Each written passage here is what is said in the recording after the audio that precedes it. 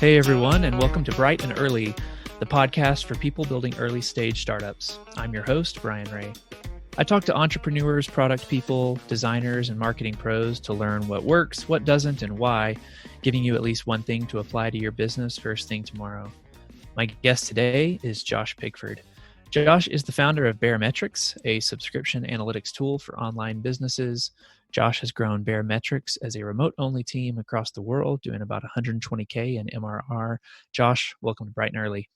Hey, thanks for having me, Brian. Totally my pleasure. I've been a fan of yours for a while, and I was showing you before we started recording. I've even got a wood engraved tweet, one of your many side projects. People who follow you know that besides being the founder of Baremetrics and growing that into a successful business, you can't stop starting things. It's a problem. Well, is it a problem, or is it something that you attribute to a bit of your, success, or like keeping things fresh, or like you joke about it as a problem, but how do you think? No, I joke about it as a problem. I don't personally feel like it's a problem. Yeah. To me, it's a necessity for my personality in that I like at my core have to be making something. Mm-hmm. And over the years, my role at Baremetrics has transitioned and far away from making Baremetrics like as a product. And, now I'm much more sort of managing the team, figuring out how to make it a great place for them to work, which is great, but it doesn't fill my need to build something. So the creative, like artist. Exactly. Yeah. Right. Yes. So I have all sorts of extra hobbies. Some of those make money, some of them don't. But some of them make happiness. Right. So it's just just fulfills like the sort of creative void that doesn't get filled from the management side of things. Yeah. Which is fine. Yeah. And we'll get to it in a little bit. There's even a little bit of a question about that. The side project thing in your hiring process. I want to ask about that a little bit later. Okay. But for now, you mentioned the team, Baremetrics, trying to grow it into a place that is a wonderful place to work. So tell us a little bit about the team and about your structure at Baremetrics. How many team members do you have? Where are they located? That sort of thing. Yep. So we're at 10 people, and 5 are in Europe and 5 are in the US. Okay. The fact that the 5 that are in Europe are all in Europe is sort of we did not intentionally plan that. It's just kind of how it worked out. Up until this past month, nobody was in the same city, except we do have 2 engineers who just happen to be in some like random small town. Okay. But yeah, that's kind of how we're spread out right now. Okay. But there wasn't an intentional, we're going to be in these time zones. No, nothing like that. We have had people who apply who are in, say, Asia or something like that, where the time zone difference from the US is substantial. That's right. 12 hours. Yeah. Hard to get some overlap even. There's almost no overlap there. Whereas with Europe, we usually get at least a couple of hours of overlap for, their afternoon, our morning. So that I've found works best. And that's just, we haven't ever had anybody, we haven't hired anyone who's, 12 hours time difference. But even the hiring process where the interviewing of someone who's got a 12-hour time zone difference was difficult enough to make it not, it's like, this just doesn't work for us. So that's not to say, I think eventually, we were even having discussions today about, we're pretty asynchronous as it is, but like how far can we take that in a way that works with our culture and our team size? I think there are certainly companies that you can literally work any time zone whatsoever, and it's fine. Like they're just 100% asynchronous. Yeah. So, I don't know, maybe we'll get to that point, but right now that's kind of how it works. Okay. Well, I want to ask about the hiring process a little bit and how you think about it.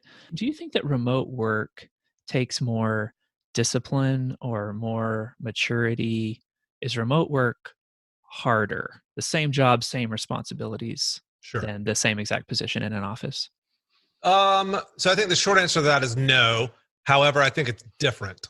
So, you know, my, I, this is coming from somebody who's worked remotely for the better part of 15 years. But my only real experience with working in an office was, well, actually, we were talking before how I lived in Colorado. When I lived in Colorado, there was a 7-week span where I worked at another company, and I had like a 30 to 45-minute commute downtown from the suburbs.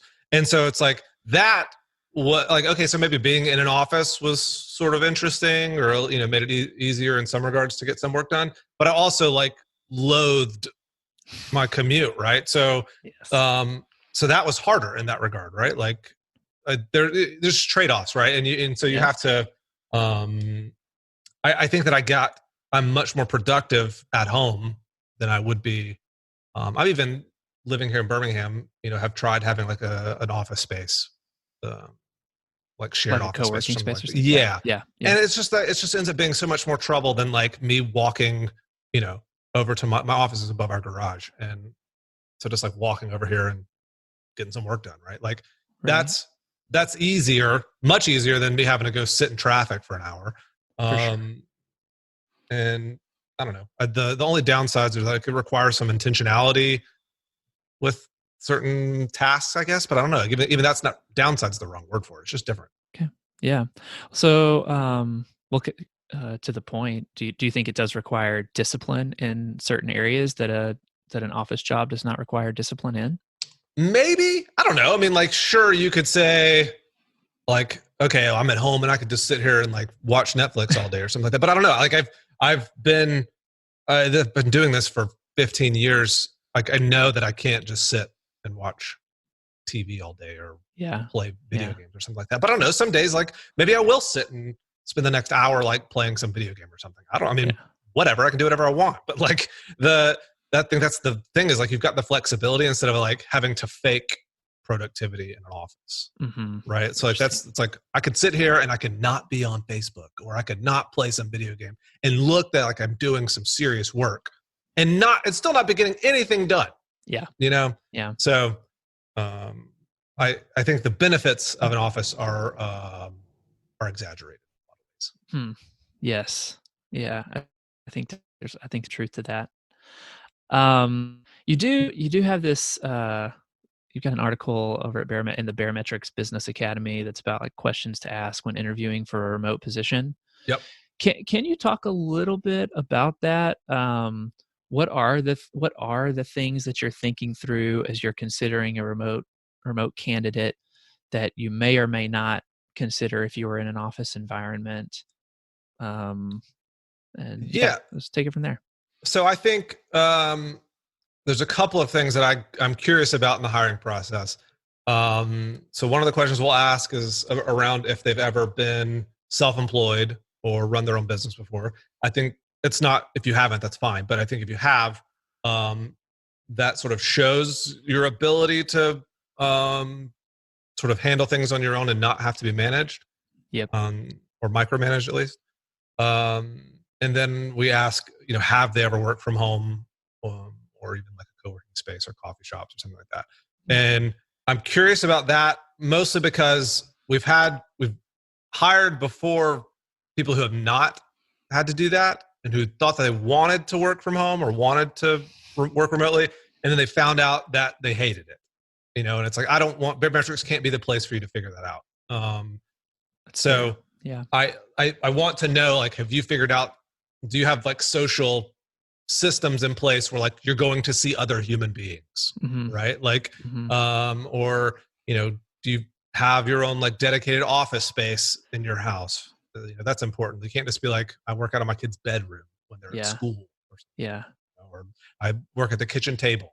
Like, you need to have some sort of place where you can separate some work and your home. Totally. So I want to know that stuff, you know. Yeah. Does Baremetrics offer any sort of assistance or stipend or anything in terms of getting that home office set up to be comfortable and productive? So we have a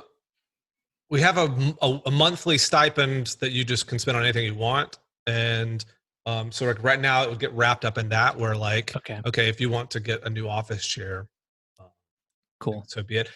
We've talked about it having some sort of like, okay, when you start, you get, I don't know, $1,000 or something to get your office just how you need it. The reality is a lot of people that work for Baremetrics have been working from home for 5-10 years. And like, they've already got exactly the setup that they want. Relatively dialed. Yeah. Yeah. And again, like going back to the hiring process, I want people who have done it or have worked from home for a while already.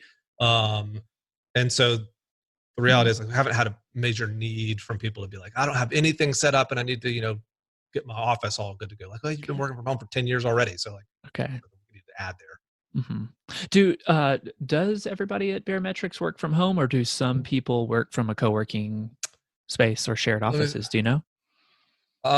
Everyone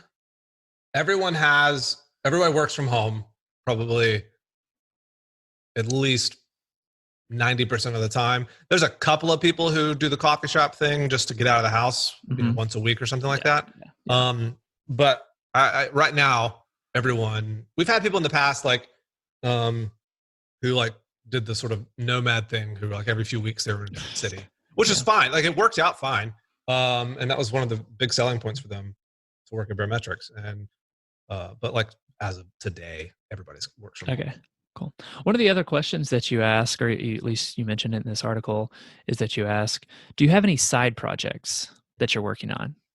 Yeah. So I want people who are interested in other things, because I think that's, especially again, it ties in heavily to remote work, where you need to have things that take you outside of just working on Baremetrics stuff all the time. Like you need to be interested in other things. Because that's like, otherwise, again, you'll just get stuck at the house working on Baremetrics all the time. And I don't want you to do that. So side projects, I think or hobbies are in that same thing. Like you don't have to like have some like side hustle where you're trying to make money off stuff. I don't care about that. But like, yes, I want to know like, what interests do you have outside of your current sort of career trajectory? Mm-hmm. Are there particular types of projects or hobbies that you're kind of looking for? No, not at all. I mean, it's to me it's just like the further you get away from your sort of the role that we're trying to hire for, I think that's more interesting, right? Like, people who are like, I'm an engineer, but like I'm writing like post-apocalyptic fiction. Like, cool. That's great. Like that's going to be a fun person to have on the team. Yes. I think and I think culturally it makes for more well-rounded. Yeah. Yeah, for sure. Well, I want to ask you about how Baremetrics does communication. One of the most common problems that remote first or remote only, whatever teams mention is just the communication struggles and challenges. So what are the tools and systems and that Baremetrics has in place to address those things? Yeah, so we're primarily in Slack, not because we love it. We've got so much that's just there. I mean, you can, at least weekly, sometimes daily, find something from like 3 years ago. And so that makes, the switching costs from that are massive. So we don't use email at all. Everything's in Slack for communication stuff. Now, that being said, we use two other probably major tools, our Notion, and we attempt to do as much like context-specific communication. So like if we're talking about something that's in Notion, like add the comments in Notion and not in Slack.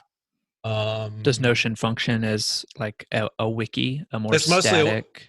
So it's essentially, sort of company handbook stuff is there. Yes. Got it. Even like large, like big sort of company memo kind of things, like me talking through, the next 6 months, or, even things like planning our our retreats and stuff that we do. Like that stuff all happens in Notion. Then the other tool is Clubhouse, which is like project management stuff for us. And a ton happens there communication wise. I mean, like that's sort of, as we build it, we're building out stuff or bugs. also exists there. So a lot of communication happens there as well. What is I want to ask about Slack then. What is the response time expectation, and how's that communicated? If you're Yeah, within your block of hours, you expect to be checking it once every 10 minutes, right. hour? How do you So communicate that? this is where like in the thick of trying to figure this out, because I personally have no expectations around it. Like if I post something and you don't respond until tomorrow or the next day or something, like, okay. However, that doesn't mean that that's not the feeling that people get. Like there's still, Totally. even if it's just like people, they want to not miss out on a conversation, not even talking like socially, like, hey, we're talking about, dogs or anything, but like we're talking about, hey, how do we, can we have a better bug processing system in place? So like, okay, people don't want to miss out on that conversation. They want to They throw their want two their cents in, interests to be, and they should, right? yes, Like for sure. I want sure. their input as well, but I don't want them to be checking it constantly to see, am I going to miss out on this conversation? And we have, I mean, the answer there is we don't know what to do there. Yeah. So we try, whether that's like threading in Slack and making some channels like you have to thread every conversation there, so that's more like a message board, so things don't get buried. We don't have anything good in place there. Yeah. That's probably like our biggest pain point at the moment. Yeah. Yeah. I heard Jason Fried share this. I heard him talk at Business of Software a couple years ago, and I think that this is where he said this, that Basecamp is not allowed to make decisions in their chat tool. Right. Yeah. That seems like a way at addressing that underlying problem you're talking about. If people legitimately don't want their interests to be left out of the conversation. At the same time, like sometimes chat is it's the right tool for the kind of conversation we're having, not some like endless thing on a project in the project management tool, whatever it is you're using. Right. Yep. You like right before we hopped on, you were even asking this question, like remote teams. How do you handle messages that your team will likely have a conversation around, but that doesn't need a response right away? Right. Have you got any interesting responses to that in the last hour? Yeah. Lots of responses. I mean, that it's all like, hey, we use Basecamp in addition to Slack, or there's a bunch of other sort of, some people set up actual forums for that kind of stuff. It's just the problem is like is having to switch contexts. Like on some levels that's good, but it's like otherwise. Yeah. So for instance, we used to use, one of the things that we have lots that will pop up a lot throughout the day in Slack is like somebody has a question that ultimately needs to be answered by the engineering team about how some like obscure metric works or something, like in some weird edge case. Like no rush on responding to that, but it does need a response. So where does that go? So we for a while we tried, so Stack Overflow has a Teams product where it's essentially like your own internal Stack Overflow. Heck yes.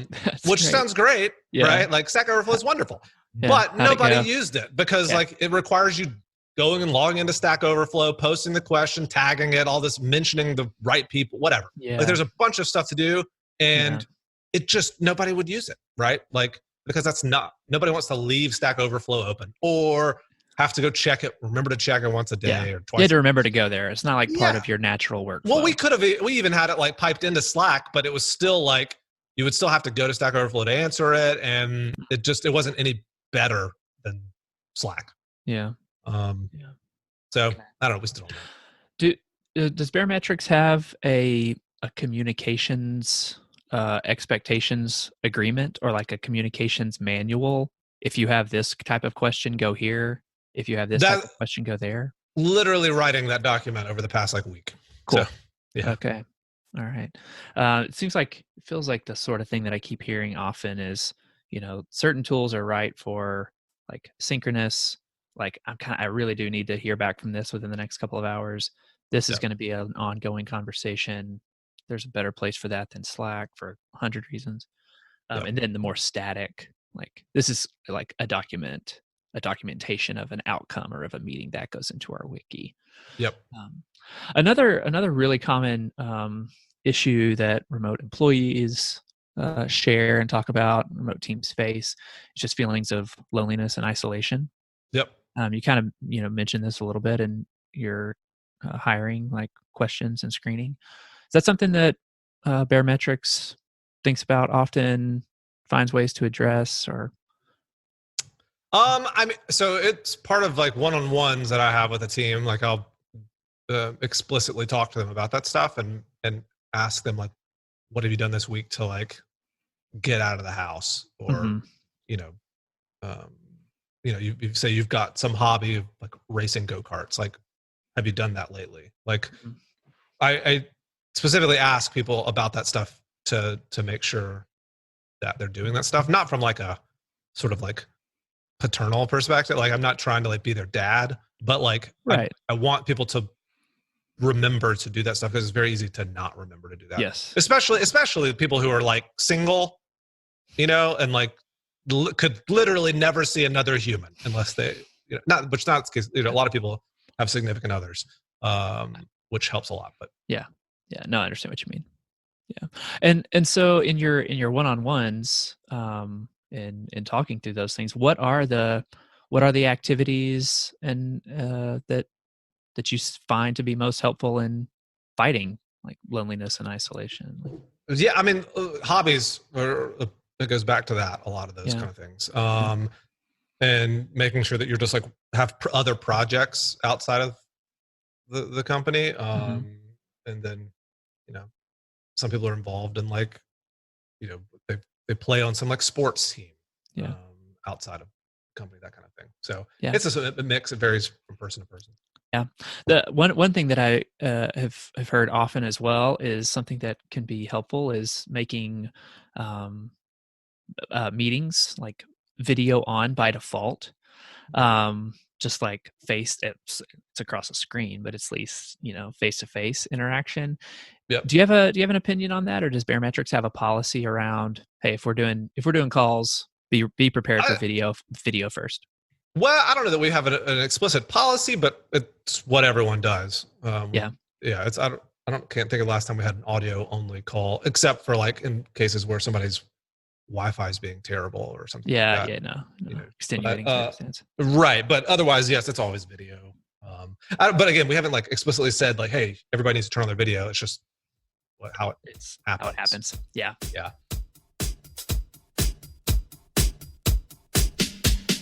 Hey, listeners. We'll get back to the interview in just a second, but this is a great time to pause and let you know that Bright and Early is brought to you by Transistor.fm.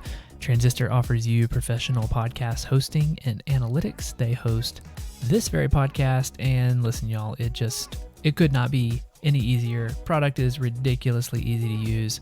If you've got a question, Justin and John, the guys behind the software, are super responsive. I've needed to reach out a time or two for some help. They were all over it. So if you're thinking about starting a podcast for your business, just pop on over to transistor.fm and let them know that Brian sent you. Yep. What about onboarding? That's the other thing that has continued to come up is, helping people feel a part of the team, fights against feeling isolated from the team. And so how do you have an onboarding process, or do you have like, what is that flow? Yeah. So there's our onboarding process currently is less about okay, so we've got onboarding stuff in place where it's like, all right, we'll get you set up with all the tools that you need. Here's, getting health insurance set up, Documents, all that kind of stuff. Then past that, it's most people are joining an existing team. So like if you're an engineer, like there's other engineers, so you're going to naturally end up on some video calls pretty soon after you start. Mm-hmm. Just like figuring out the product. And so we default to a decent number of like, hey, let's hop on a quick video chat to talk through stuff, within teams at least. So like engineers will sometimes just leave, Zoom open and essentially pair program on something to solve stuff. Past that, we've been trying out, there's a thing called Donuts. Yep. In Slack. Yep. Which maybe exists outside of Slack, but we use it in Slack. And so that will automatically pair people up every week to sometimes it'll do a video chat. Other times it's just like, hey, both of you answer this question and discuss it in chat. So that stuff helps. And that's sort of like that naturally happens over the course of 2 weeks anyways. But past that, we don't have a lot in place on the onboarding side. Yeah. Okay. You mentioned team retreats, company retreats. So how often does Baremetrics host one of those, and how do you organize it and arrange it? And what's that like? We do it. We shoot for annually, and though we'd like to do them probably more like every 9 months or so. Okay. So we just fly everybody to the same place, and we're at the size now where we can still get like a very large house. Okay. Yeah. What's the agenda like? I've heard across the spectrum. A week of which one day is for fun and relaxation, and then the other is pretty tight company agenda. And I've heard the exact opposite. One day of head down, let's get a ton of stuff done in the same room, and then we're going to go do a bunch of excursions. How do you think through that? So initially, this was back in like 2015 till 2016. It was very much like, hey, we're all together. Let's do some big project and knock out a ton of work. It has morphed into much more of like let's make this more social sort of team building stuff, because like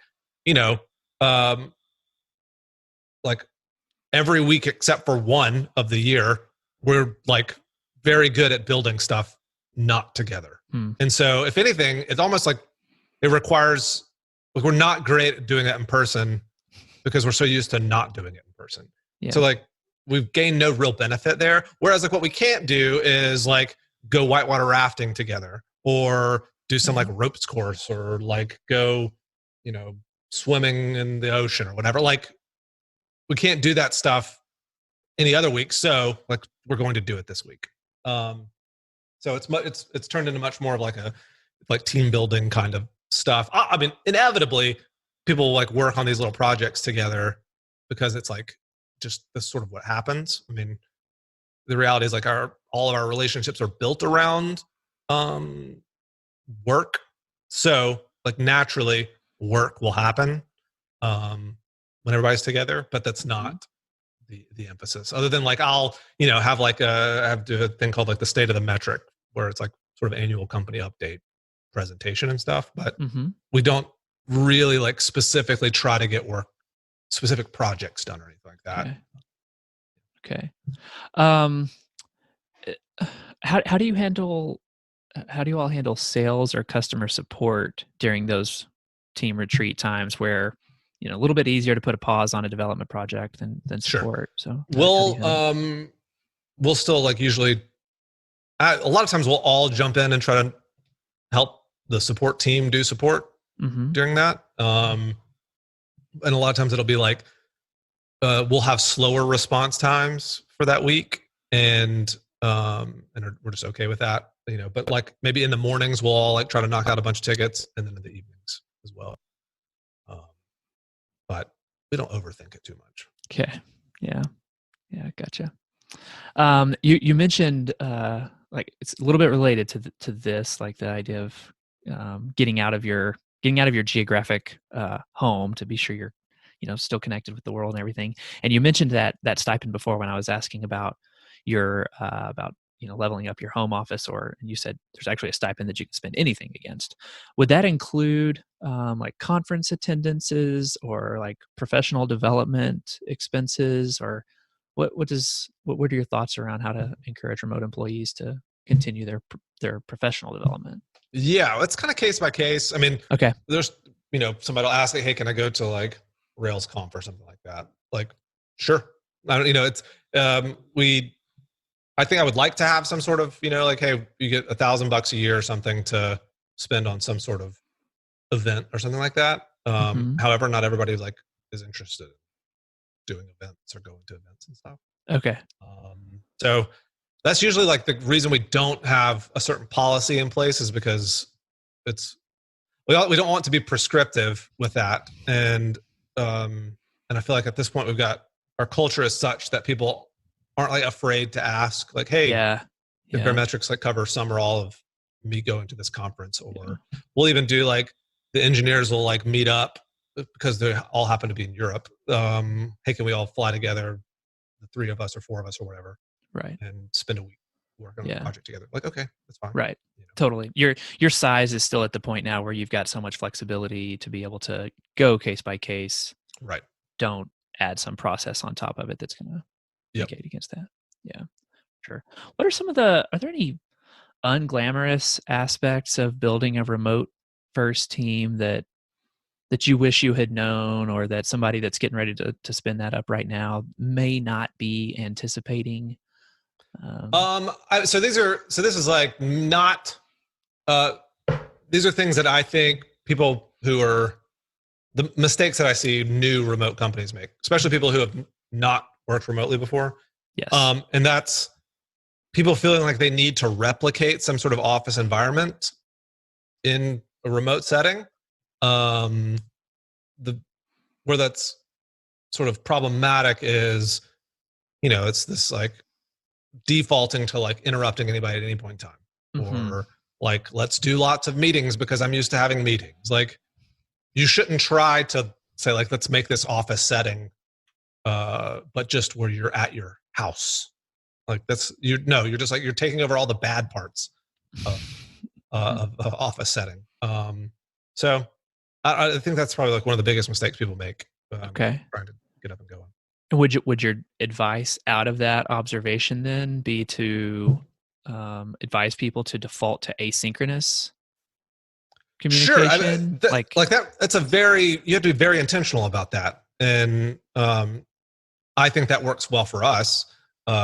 Maybe that doesn't work well for other teams, or like when you're like 2 people, well, and like that's it. Well, then you do whatever you want. But like keeping in mind what kind of what works for you, the way that your team is set up. Especially it depends on like, do you have a 12-hour time zone difference, or is it like a 1-hour time zone difference? Like, is everybody in the U.S.? So it's case by case, but I think the bigger point is just like, don't try to force some in-person setup into your remote team. If you Right. that's what works best. But yeah, and I like the way you kind of described that people start off by thinking you just have to replicate the office experience. Yeah. Into just sitting in all sorts of other different places, and that means immediate interruptive, not to put my bias on it, but immediate interruptive communication. I think your observation is right, to find a way to structure it so that, yes, you get feedback when you need it, you can get in touch with people when you have to. And so you mentioned earlier that you do one-on-ones. Mm-hmm.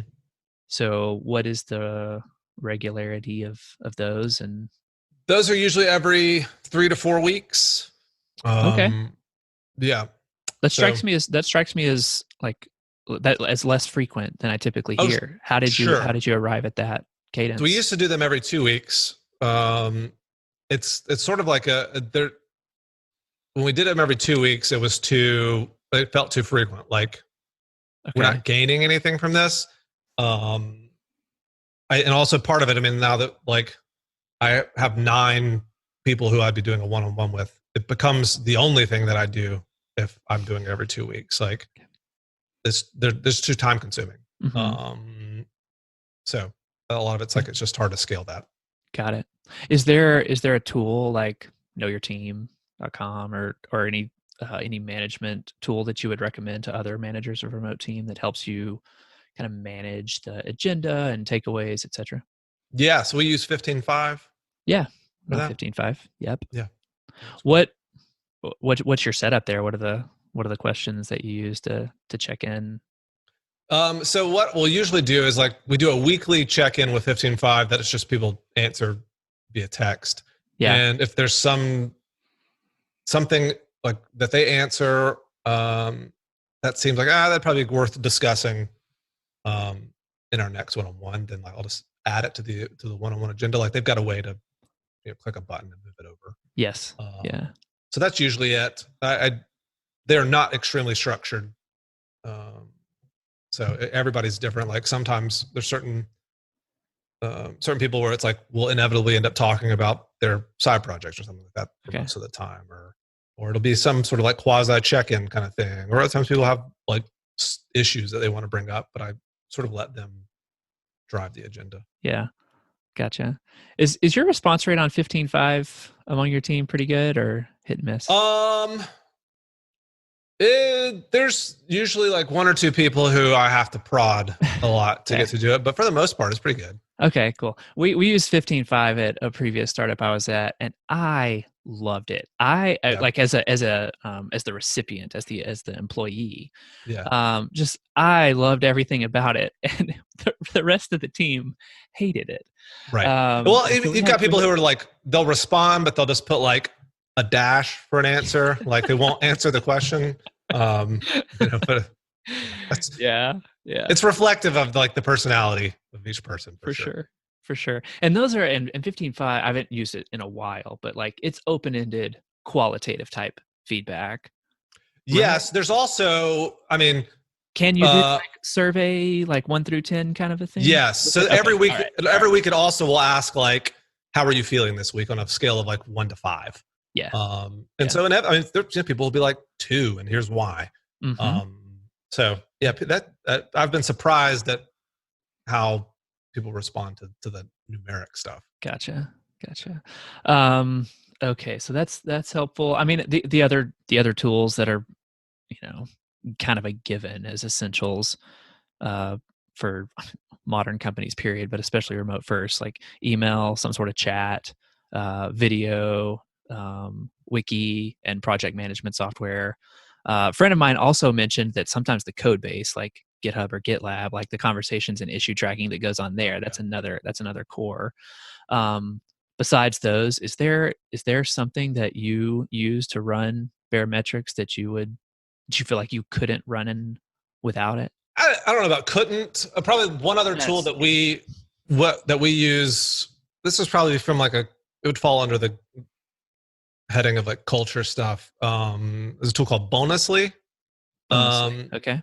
So what this does is every month, we call them unicorns, but it's like you call them whatever you want. It's like credits that you can give to teammates for things. Mm-hmm. So you can be like, send somebody 50 unicorns for like dealing with a difficult customer or something, or like sort of like a pat on the back, high five, it's like whatever. Peer recognition program. Exactly. Yeah. But then you can redeem those for like actual thing, like gift cards, or there's a monetary exchange rate with that. Cool. So we do that, and it gets used a lot. I mean, probably almost daily. So it's all right. I'm gonna check that one out. Yeah, cool. I would say the team likes that a lot. At least they use it a lot. So, well, Josh, how can listeners find and follow you online? Yep, probably best way is on Twitter. It's at Spigford, SHPIGFORD. And you can email me, josh@baremetrics.com. I can't promise I will respond, but Twitter's I prefer to communicate that way. So that's probably the easiest way. Or then, baremetrics.com. My guest today has been Josh Pigford. Josh, thanks so much for coming on and sharing everything that you have. Thanks for having me, Brian. All right, let's do some closing thoughts. Sorry this episode is a couple of days late. Staying on top of my publishing calendar and schedule has been a little bit touch and go recently, so apologies for that. But don't worry, I'm as committed as ever to keeping the show going. And so you may see an empty week from time to time, or a couple of days late from time to time. But don't worry, I have no plans whatsoever of letting this show go anywhere. So really enjoyed this conversation with Josh, and I thought it was interesting hearing him talk through the struggles they had just with setting up the hiring process with a candidate who was 12 hours 12 hours away, time zone wise, that just getting the hiring process going proved to be so difficult that they realized we need at least some overlap here. in order to make this work. And at their scale, that makes complete sense. I think he said Baremetrics is at 10 people or 11, whatever, something close to that. And it's just making me, think back to last week, Joel Gascoigne at Buffer talking about how they're specifically trying to hire for those gaps to elevate their processes and their ability to accommodate that. That makes complete sense at Buffer scale. 65, 70, I think is what they are. And so you have multiple people spread across, and it's easier to find somebody who does have an overlap with a candidate that is completely out of sync with your working hours. It does make sense that, like many things, in terms of which best practices are most important, or which, what policies and procedures can a given company follow, it depends on the scale that you're at. It seems that is continuing to show up, and this struck me as one of those situations. It was also, I think, a pretty insightful question that Josh mentioned during their hiring process, which is to try to learn, have you been self-employed before? Have you been a freelancer? Have you worked remotely? It's certainly it's an additional skill, and Josh does not want Baremetrics to be the place that a candidate discovers, this really isn't for me, or, oh wow, I was not ready for this, wasn't prepared for this.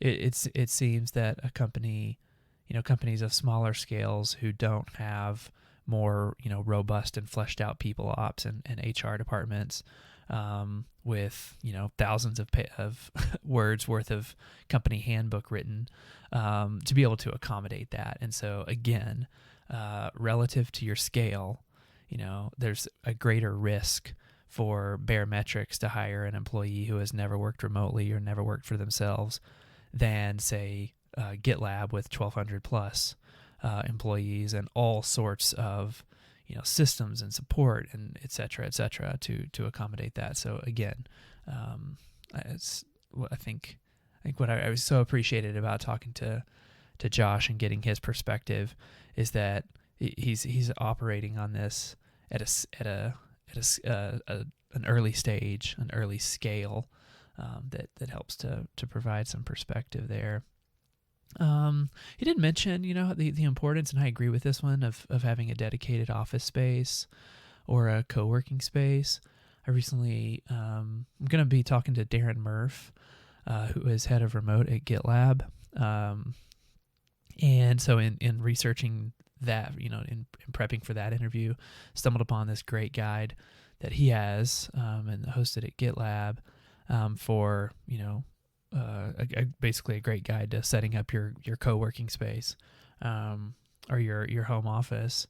And so I'll link to that. It's got a bunch of really practical tips, practical advice, and it does seem like, man, I really want to talk to some people who are in the situation of not having a dedicated home office, a dedicated space at home, and also don't have a co-working space, and just kind of hop back and forth between like the dining room table and coffee shops, because it does strike me that is a fair prerequisite for a company to have. If you're a candidate for a remote position, hey, show us what your dedicated workspace look like at home.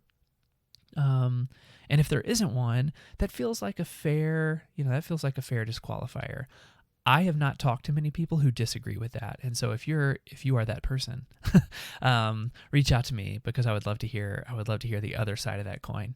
I'm having a hard time imagining why that's not a reasonable request. So for now, it seems like a very a good requirement to have if you're leading a remote team and starting to hire additional candidates. It sounds like Baremetrics employee retreats are are socially oriented, compared, thinking back to the interview with Shaunik at 1 Second Every Day, that, there's definitely a social, interactive, team building component of their retreats. It also did sound, as if they sort of hit the ground running on trying to move quickly on some projects together in the same place. And there's something that, to me, that feels really energizing. That would be, it feels like that would be fun to be looking forward to, that kind of setting up an agenda, getting some things in order, so that you can, like, boom, boom, boom, get that rush of energy. Felt that, plenty of times. I'm sure many of you have as well, like that rush that you get energizing rush when you come back from a conference and you've got all this new information and these things that you want to try, or if you've ever done a hackathon, just the sum being greater than its parts when all that energy comes together. And so it does strike me that, again, neither of those are wrong, but it is, important to know what your team needs and what your team does best. So yeah, if you've been listening to all of these episodes, at this point, I think what's pretty clear is that there's some very common patterns, both, for things that will lead to effectiveness and things that will, lead to disintegration. Some common patterns, but, only a handful of prescriptive laws. And that, there's plenty of ways to do remote work well, to do it right, to do it effectively. And the easiest way to do it wrong is just to expect it to take care of itself and to just work. That's probably not gonna lead to a good time for anybody. So I would love to hear what you all think. You can reach me on Twitter. I am BRHEA. And if you're enjoying the show, it would be super helpful if you could just scroll down on your podcast app right now and leave a 5-star rating or review. It would mean a lot. Reach out. Let me know what you think about the show. If you're enjoying it, share it with a friend. Talk to you next week.